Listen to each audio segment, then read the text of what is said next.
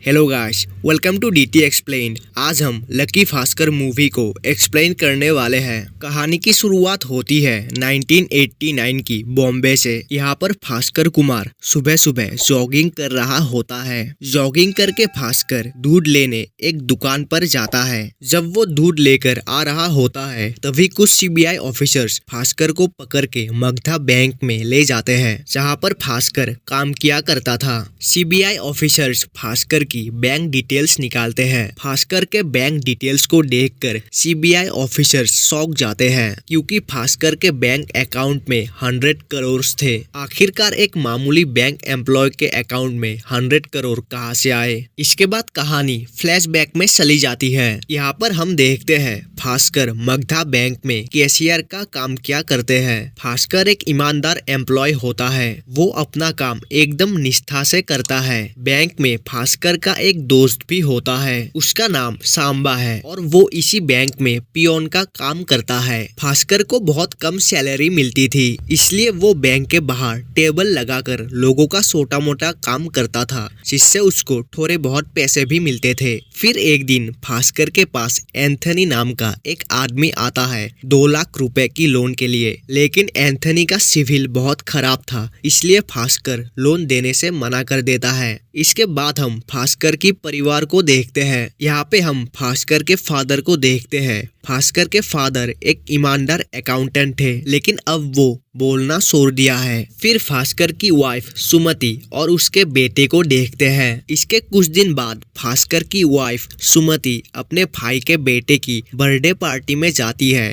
पूरी फैमिली के साथ। वहाँ पे सुमति की माँ उसको बोलती है, तू उस गरीब भास्कर को छोड़ दे, वो तुझे कभी भी खुश नहीं रख पाएगा। अभी भी तेरी उम्र है, दूसरी शादी कर ले। ये सुनकर सुमति को बहुत गुस्सा आ जाता है। दूसरी तरफ सुमति का बेटा जब एक और केक का पीस मांगता है, तब सुमति की भाई की बीवी उसको केक देने से मना कर देती है। ये सब देखकर सुमति गुस्से से भास्कर और अपने बेटे को लेकर वहाँ से चले आते हैं। बिना कुछ खाए पिए ही ये लोग वहाँ से निकल आते हैं, इसलिए इनको बहुत भूख लगती है। फिर भास्कर वड़ा पाव खरीदने जाता है, मगर भास्कर के पास 3 वड़ा पाव खरीदने के भी पैसे नहीं होते हैं। लेकिन दुकान वाला बहुत दिलदार होता है, वो भास्कर को 3 वड़ा पाव दे देता है। अगले दिन भास्कर अपने काम पर चला जाता है और एंथनी फिर से आ जाता है 2 लाख रुपए की लोन के लिए। एंथनी भास्कर को कहता है, सर मुझे 2 लाख रुपए की अर्जेंट नीड है। मैं कोई इलीगल काम नहीं करता हूँ, मेरा ट्रांसपोर्ट का बिजनेस है। मेरा एक दोस्त मलेशिया, जापान जैसी देशों से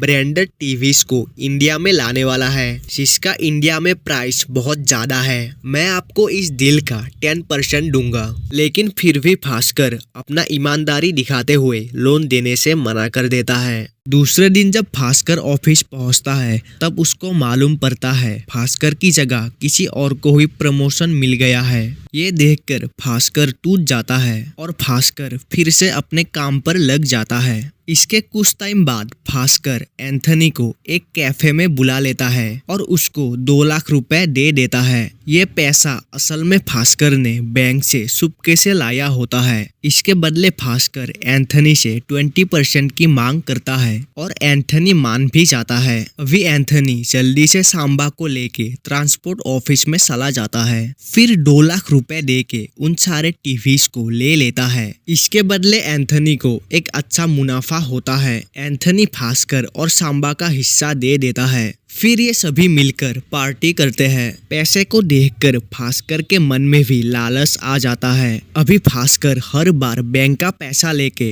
एंथनी को ट्रांसपोर्ट का सामान लाने में मदद करता है, जिससे इन सभी को अच्छा खासा मुनाफा हो रहा होता है। फिर एक दिन भास्कर अपने बेटे की बर्थडे की खुशी में एक बड़ा सा पार्टी ऑर्गेनाइज करता है। पार्टी में एंथनी भास्कर और सांबा को एक लास्ट डील के लिए अप्रोच करते हैं, क्योंकि एंथनी इस डील के बाद यूएस शिफ्ट हो जाएगा अपने बेटे के पास। इस डील के लिए एंथनी को 10 लाख रुपए की जरूरत थी क्योंकि 3 इंपोर्टेड कार्स आने वाली है जिसका प्राइस भारत में बहुत ज्यादा है। लेकिन इतनी बड़ी रकम होने की वजह से भास्कर मना कर देता है क्योंकि उस टाइम पर 10 लाख रुपए बहुत बड़ा रकम था। इसके कुछ दिन बाद भास्कर के छोटे भाई को लंदन के एक यूनिवर्सिटी से ऑफर आता है जिसके लिए 6 लाख रुपए की जरूरत पड़ता है। भास्कर बिना कुछ सोचे अपने भाई की पढ़ाई के लिए 6 लाख रुपए दे देता है। अभी भास्कर के पास एक भी सेविंग्स नहीं बचता है। इसकी वजह से भास्कर एंथनी के डील को करने के लिए राजी हो जाता है।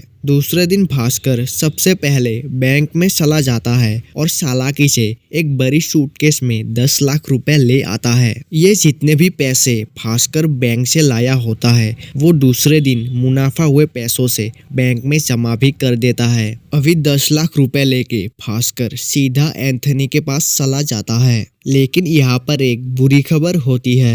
एंथनी जिस डीलर के साथ डील करने वाला था उसको पुलिस पकड़ लेते हैं। इसको सुनकर ये सभी टेंशन में आ गए। फिर भास्कर एंथनी को बताता है हमें एक दूसरे डीलर के साथ डील करना पड़ेगा। अभी एंथनी दूसरे डीलर से बात करने लगते हैं और गोवा के एक डीलर से डील पक्का करते हैं। लेकिन इन लोगों को गाड़ियाँ आज ही गोवा में ट्रांसफर करना होगा। फिर ये सभी गाड़ियाँ लेके गोवा के लिए निकल जाते हैं। कुछ दूर चलने के बाद रास्ते में इनको पुलिस रोक लेते हैं। लेकिन भास्कर पहले ही गाड़ी के अंदर 3 भिखारियों को एमएलए बना के रखा होता है। पुलिस भी सही में इनको एमएलए समझ के गाड़ियों को जाने देते हैं। कुछ टाइम बाद ये लोग गोवा पहुंच जाते हैं। डील खत्म हो जाने के बाद इन लोगों को एक बड़ा मुनाफा मिलता है। अभी एंथनी इनके साथ लास्ट डील करके यूएस के लिए निकल जाते हैं और सांबा खुद का ट्रांसपोर्ट का बिजनेस चालू कर देता है। लेकिन भास्कर अभी भी उसी बैंक में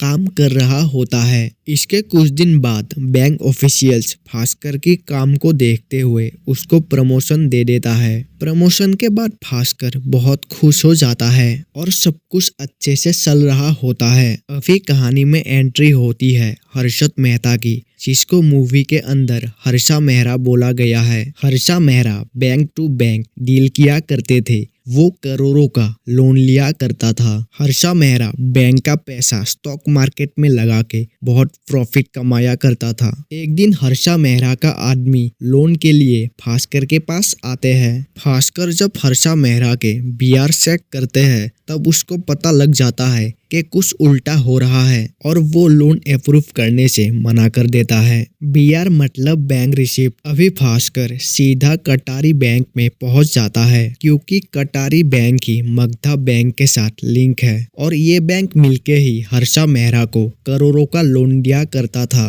भास्कर कटारी बैंक के मैनेजर को हर्षा मेहरा के लोन के बारे में सब कुछ बता देता है। लेकिन कटारी बैंक के मैनेजर भास्कर के बातों को जरा भी ध्यान नहीं देता है। इससे भास्कर को पता लग जाता है कि ये सभी बिक गए हैं। आखिर में भास्कर भी हर्षा मेहरा के साथ हाथ मिला लेते हैं। भास्कर हर्षा के आदमी से मिलते हैं लेकिन भास्कर के 2 शर्त थे। पहला, हर लोन के बाद उसको 5% का कमीशन चाहिए और दूसरा, हर्षा मेहरा जिन भी स्टॉक्स पर पैसा लगाता है उसका पूरा डिटेल्स चाहिए। फिर भास्कर को जितना भी कमीशन मिलता था वो उन पैसों को हर्षा मेहरा के स्टॉक्स में लगा देता था, जिससे भास्कर का पैसा डबल ट्रिपल हो जाता था। अभी भास्कर इन ब्लैक मनी को व्हाइट मनी में कन्वर्ट करने के लिए एक प्लान बनाता है। वो पेपर में एक लकी ड्रॉ निकालता है जिसका नंबर उसके टिकट का हो। इससे सबको लगेगा कि भास्कर को लकी ड्रॉ में इतना सारा पैसा मिला है। फिर भास्कर